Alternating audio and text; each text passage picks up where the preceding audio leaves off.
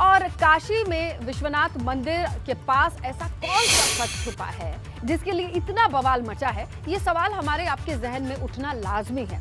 खैर, जो जानकारी मिली है उसे समझने की हम कोशिश करते हैं, समझाने की कोशिश करते हैं। ये रिपोर्ट देखिए।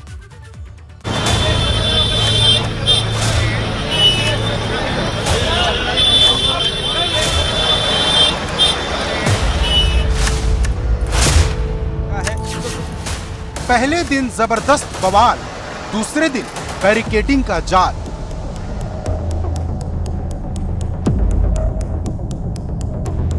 कार्रवाई शुरू होने के बाद जब लोग बैरिकेडिंग तरफ आगे बढ़े तो अंदर बहुत से मुस्लिम आगे अंदर बैठे थे, गेट पर आ गए। वो प्रशासन ने हमको अंदर जाने नहीं दिया, सहयोग नहीं किया, जिसकी वजह से आज आगे कार्रवाई नहीं हो पाई। ज्ञान वापी के सर्वे में गदर, खाली हाथ निकले वकील।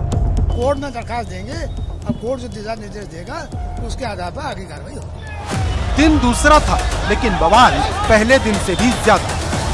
मेरे सामने कोई कार्रवाई नहीं है, ज्यादा बोले हम इसी में खड़े।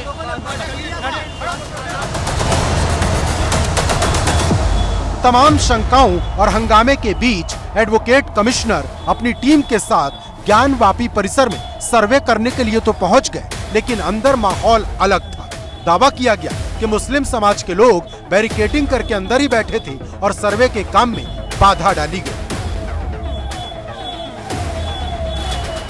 भारी मात्रा में मुस्लिम समावेशनर साहब बैरिकेडिंग के तो अंदर नहीं जाने दिया गया। वो लोग दरवाजे पर आके खड़े हो गए और इसीलिए कमिश्नर साहब की कार्रवाई आज कंप्लीट नहीं हो पाई है। यही हमारा स्टेटमेंट है, इससे ज्यादा मैं नहीं बोलना चाहता। सर्वे का आदेश कोर्ट से आया था और मामला एक बार फिर लौटकर कोर्ट की चौखट पर पहुंच गया है। 9 मई को अगली सुनवाई होगी और ज्ञान वापी परिसर में क्या क्या हुआ वो वकीलों की टीम अपनी अपनी तरफ से अपना अपना पक्ष बताएगी। अब हम अपनी जो बात है हम अपनी बात कोर्ट में कहेंगे। 9 तारीख को इस मामले की कोर्ट में सुनवाई है। हमारे जहाँ पे जो वकील हैं सब लोग अपनी बात कोर्ट में कहेंगे और उसके बाद आगे टाइम लिया जाएगा। अगर स्पेसिफिक ऑर्डर लेना है तो स्पेसिफिक ऑर्डर लेंगे, पर मेरे हिसाब से ऑर्डर बहुत क्लियर था। ज्ञान वापी पर गदर ऐसा छिड़ा है कि पूरे देश की निगाह अब काशी पर टिक गई है, ठीक वैसे जैसे अयोध्या मामले में टिकी थी। अयोध्या का मामला तो निपट गया, लेकिन अब ज्ञान वापी का विवाद बड़ा बन गया है या फिर बनाया जा रहा है।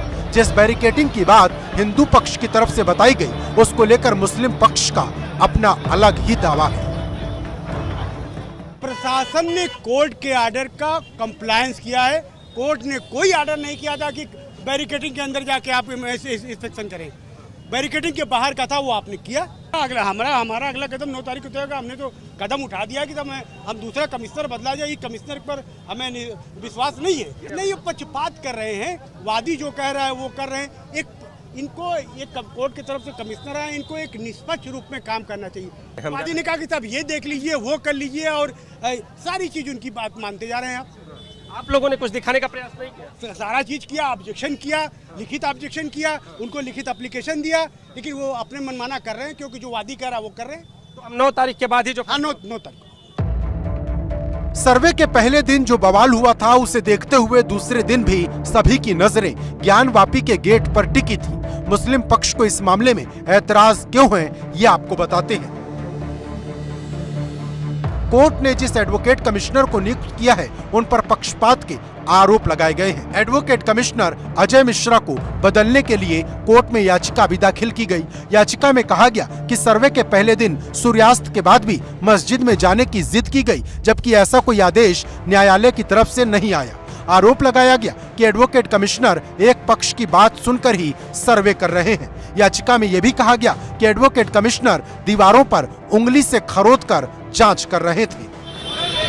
कोर्ट ने मुस्लिम पक्ष की याचिका पर सुनवाई करते हुए फैसला सुरक्षित रख लिया और अब 9 मई को अगली सुनवाई होगी।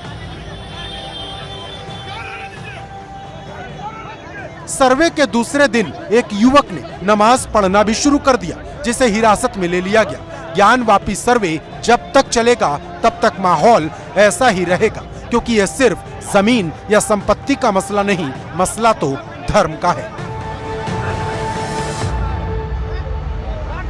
वाराणसी से नीतीश कुमार पांडे के साथ ब्यूरो रिपोर्ट, एबीपी गंगा।